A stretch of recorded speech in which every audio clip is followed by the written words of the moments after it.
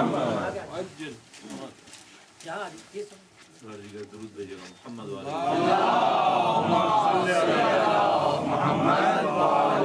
محمد.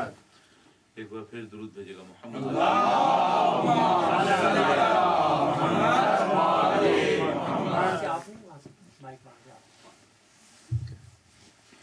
ایک بار پھر درود بھیجے گا محمد والے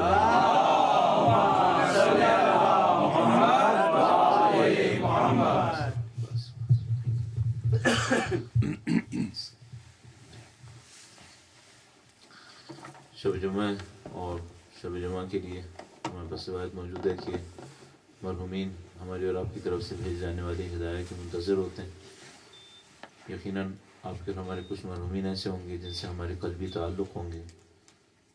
جن کے بارے میں ہمارا دل چاہتا ہوگا کہ انشاءاللہ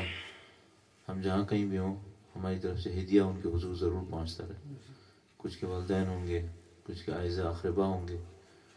ظاہر ہماری نظر میں بھی کچھ لوگ ہیں. ان سب کے حضور اپنی طرف سے شب جمعہ کے موقع پر ہدیہ بھیجوانے کے لیے ایک سورہ فاتحہ تلاوت فرمائیں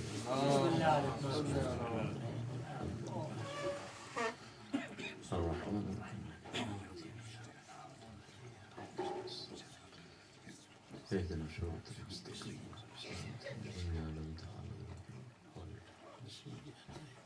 عليهم. بسم الله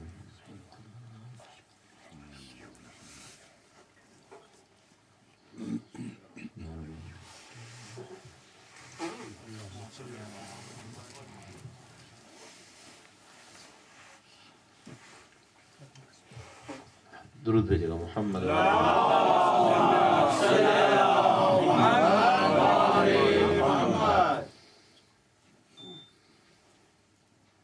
اعوذ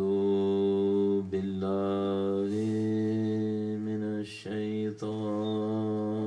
الرجیم بسم اللہ الرحمن الرحیم. الحمد للہ رب العالمین والصلاة والسلام على سید الانبیاء والمرسلین حبیب الہ العالمین بالقاسم محمد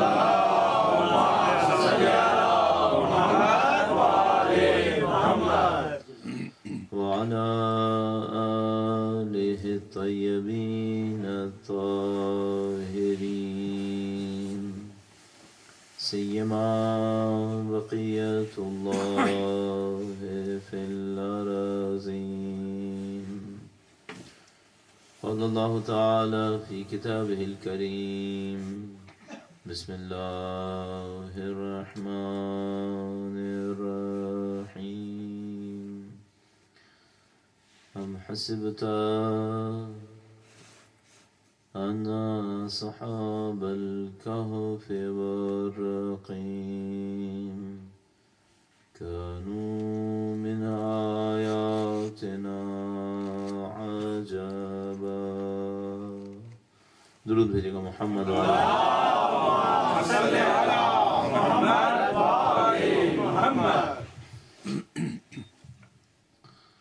پروردگار عالم کا انتہائی احسان ہے کہ اس نے ہمیں اور آپ کو اہل بیت اطہار علیہ السلام سے وابستہ قرار دیا. اس کا انتہائی شکر ہے کہ اس نے آپ کے اور ہمارے وجود کے ذریعے سے ان مختصر کوششوں کے ذریعے سے پرچم اہل بیت اطہار علیہ السلام کو اس سرزمین تک پہنچانے کی سعادت نصیب کی. اور یہ سید الشہداء کی ذات کا معجزہ ہے کہ جس کے نام کو کسی بیابان کے اندر سختی اور جبر کے عالم میں کربلا کے میدان میں ختم کرنے کی کوشش کی گئی تھی، آج اس کے نام کی صدا پوری دنیا کے کونے کونے میں گونج رہی ہے. اس کے چاہنے والوں کی تعداد میں اضافہ ہو رہا ہے.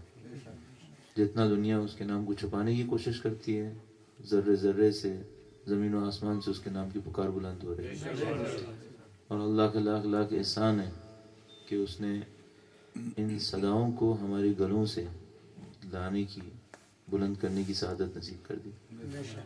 ہم اس نعمت کا کیسے شکر بجا لائیں کہ خدا تعالیٰ نے ہمارے وجود کو یہ توفیق دے دی کہ الحمدللہ اہل بیت اطہار علیہ السلام کے پیغام کو پہنچانے کے لیے ہم بھی اپنی کوششوں کو انجام دیں، اس دعا کے ساتھ کہ انشاءاللہ خدا مرتے دموں تک اس مشن کو جاری رکھنے کی سعادت نصیب کرے اور ہماری نسلوں کو اس میں مشغول رہنے کی سعادت نصیب کرے، اور اس دعا کے ساتھ کہ انشاءاللہ ان کے فرزند کے ظہور کے موقع پر ہمیں ان کی نصرت کی سعادت نصیب کرے۔ تمام دعاؤں کی قبولیت کے لیے درود بھیجیں محمد و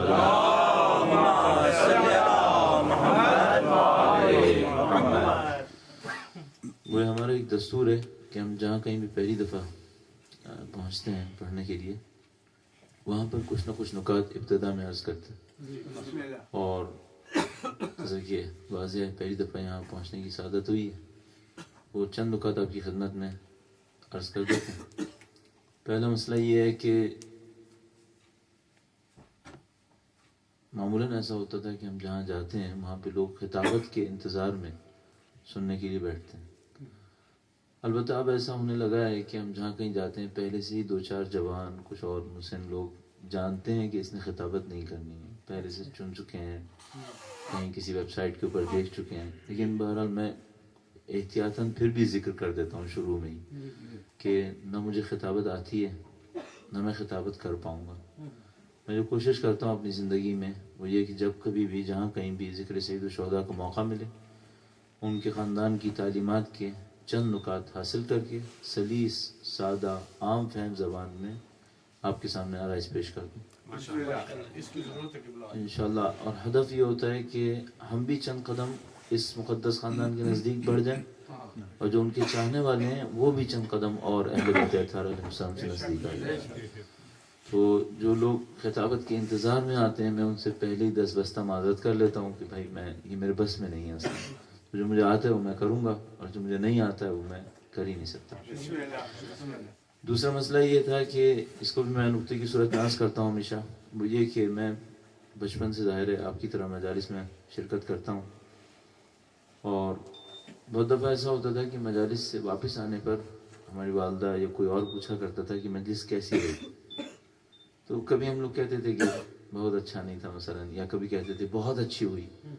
تو وہ لوگ پوچھا کرتے تھے کہ مجلس میں مثلا کیا ہوا، ہم بتاتے تھے کہ مثلا مولانا صاحب نے پڑھی مجلس، لوگوں نے تعریف کی اور نعرے لگے تھے، یہ تھا وہ تھا۔ کبھی کبھی وہ لوگ پوچھ لیا کرتے تھے انہوں نے کیا کہا تھا، یہ معمولاً ہمیں نہیں پتا ہوتا تھا، یہ پتا ہوتا تھا کہ لوگوں نے نعرے لگائے، اچھا یہ بھی پوچھتے تھے کہ مثلا آپ نے بھی نعرے لگائے تھے، ہم نے بھی بہت زوردار نعرے لگائے تھے،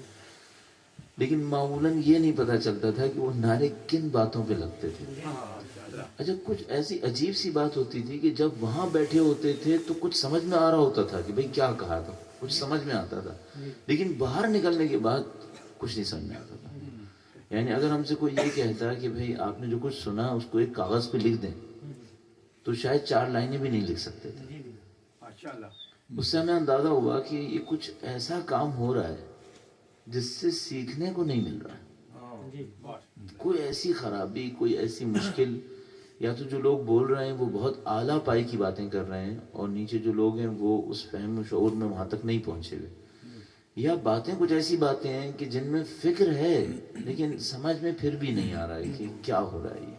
اچھا اس کے ساتھ ایک اور بات بھی ہم نے نوٹ کی، وہ یہ کہ جب سمجھ میں ہی نہیں آئے گا تو عمل کیا کریں گے؟ ممکن نہیں، عمل تو وہ کرے گا جس کو کچھ سمجھ میں آئے گا۔ اگر مجھ سے باہر نکلنے پر کوئی پوچھے کہ بھئی آپ کو اس مجلس سے کیا سمجھ میں آیا، اور میں نہ بتا سکوں کہ مجھے کیا سمجھ میں آیا، تو اگر کوئی کہے اس پہ عمل کیسے کریں گے، تو سمجھ میں نہیں آیا تو عمل کہاں سے کروں؟ تو ہم نے ایک بات احساس کی کہ لاکھوں گھنٹے ہر سال مجالس کے دوران کسی ایسی صورت میں گزر رہے ہیں جس سے عمل میں کوئی امپروومنٹ نہیں آ رہی۔ ہم نے ایسے ہی کبھی کبھی انسان سوچنے لگتا ہے، تو ہم نے سوچا کہ کراچی میں کتنی مجلسیں ہوتی ہوں گی ہر سال، تو ہم نے اندازہ لگایا کہ ایک سال میں کراچی میں کم از کم بھی 3 سے 4 لاکھ مجالس ہوتی ہیں۔